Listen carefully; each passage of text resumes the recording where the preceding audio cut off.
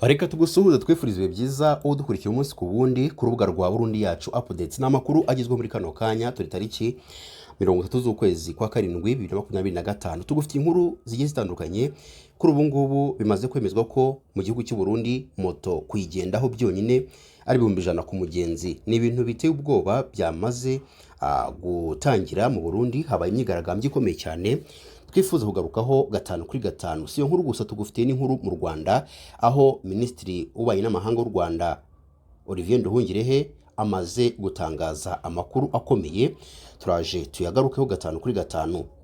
Gutwara abantu n'ibintu bisa nk'ibyahungabanye mu Burundi burundu mu gihugu cy'u Burundi, aho kuva ku cyumweru no kuwa mbere imodoka zihagarara i Bujumbura, Gitega, Rumonge, Rugombo no mu yindi migi yo hirya no hino mu gihugu cy'u Burundi hakomeje kuba ubutayu.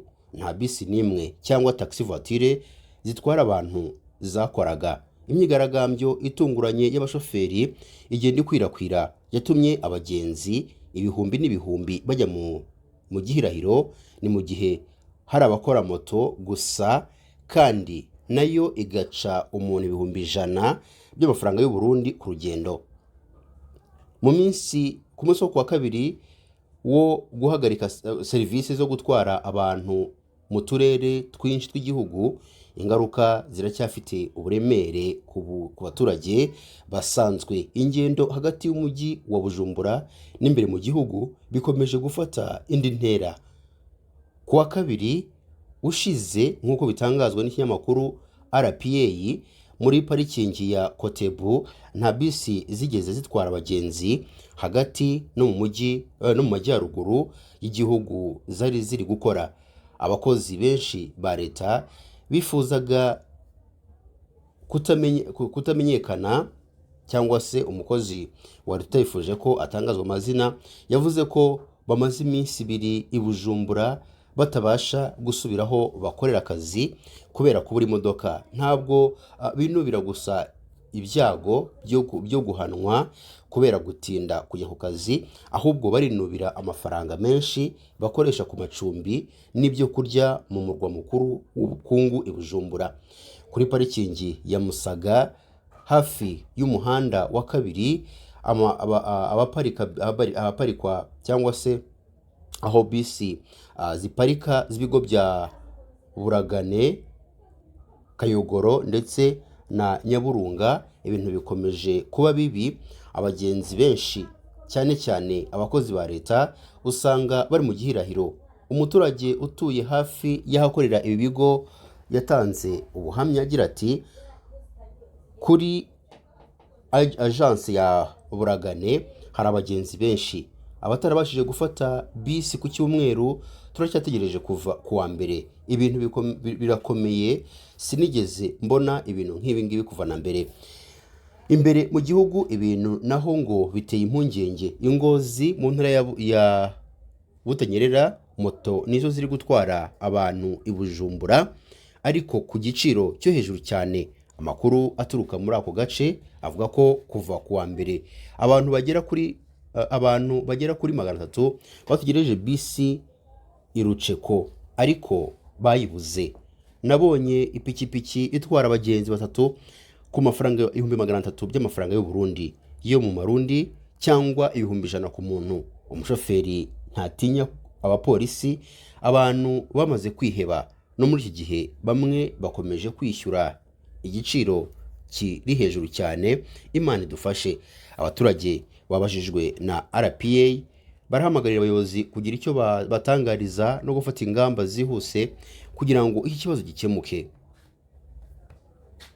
Minisitiri w'Ububanyi n'Amahanga n'Ubutwererane w'u Rwanda Olivier Nduhungirehe yagaragaje ko u Rwanda rwemeye gushyira umukono ku masezerano y'amahoro na Repubulika Demokarasi ya Kongo kuko rwifuza ko akarere gatekana, ariko ko rutari rukeneye ko inkunga z'ibihugu by'amahanga ruhabwa zikoreshwa nk'igikangisho. Yabigarutseho tariki 29 Nyakanga 2025 ubwo yari mu nteko ishinga amategeko umutwe wa depite bagiye gukora ndetse no gutora itegeko ryemeza burundu amasezerano y'amahoro yashyizweho umukono hagati ya RDC n'u Rwanda. Depite Mukabunani Christine yabajije Minisitiri w'Ububanyi n'Amahanga niba ubwo u Rwanda rwashyize umukono kuri aya masezerano bimwe mu bihugu byari byarufatiye ibihano byaba bigiye gutekereza kubikuraho. Ati ese ubwo aya masezerano u Rwanda rwemeye kuyasinya ibihugu byari byarufatiye ibihano bizabikuraho? Ese gukuraho ubwirinzi no gusenya FDLR bizakorerwa rimwe cyangwa hazagira ikibanza? Minisitiri Nduhungirehe yasubije ko amasezerano y'u Rwanda na RDC atagamije gukuraho ibihano ibindi bihugu byafatiye u Rwanda kandi ko rwemeye kuyasinya kuko rushaka amahoro mu karere.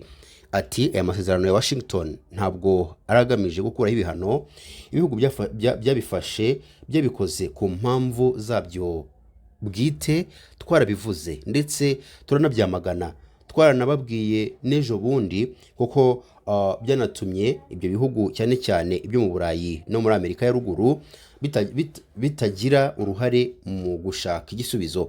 Yavuze ko nyuma y'uko ibyo bihugu bifatiye u Rwanda ibihano hari byagerageje gushaka kugira uruhare mu masezerano y'amahoro ariko rubyamaganira kure. Ati hari abo wasangaga bashaka kugaruka banyuze mu nzira y'ubusamu banyuze muri aya masezerano ariko bo baje mu kwezi kwa mbere n'ukwa kabiri bavuga ko bagiye gufatira u Rwanda ibihano nta nubwo bavuga ko ari akarere, bivuga ko bafashe uruhande rwa Kongo.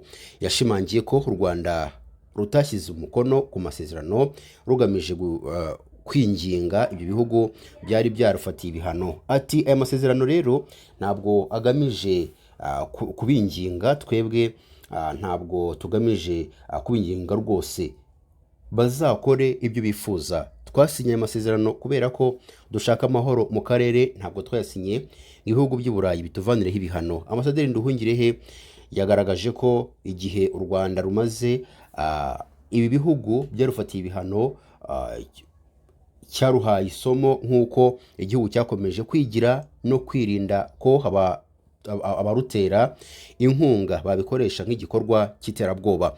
Ati ngira ngo aya mezi tumaze dutegereje yaduhaye isomo azatuma kuko u Rwanda rwigira rukamenya kubaho abo baterankunga badakoreshejwe ndetse badakoresha inkunga zabo baduhaga nk'iterabwoba. Amafaranga yose baduha mu mishinga turayakoresha icyo yagenewe, ku buryo kuyazana bayakoresha mu bibazo bya politiki ntabwo twabyishimiye kandi n'ubu ntabwo tubinginga ngo badukurire ibihano. Bakore ibyo bifuza kubera ko nibo bafashe icyo cyemezo. Bimwe mu bihugu byo mu burasirazuba mu burengerazuba bw'isi birimo n'Ububiligi byahisemo gufatira u Rwanda ibihano birushinja uruhare mu bibazo by'umutekano muke uri mu burasirazuba bwa Kongo. Ibyo byatumye u Rwanda ruhitamo guca umubano n'Ububiligi kuko bwari bwafashe uruhande mu kibazo cy'umutekano muke mu burasirazuba bwa Kongo ndetse bukazenguruka hirya no hino ku isi busabira u Rwanda ibihano. U Rwanda rwakunze gusobanura ko rutakangwa n'ibihano rwafatirwa n'ibindi bihugu by'amahanga byifuza kurutegeka uko rubaho mu gihe ibyo rukora biri mu nyungu z'umutekano w'igihugu n'abaturage muri rusange.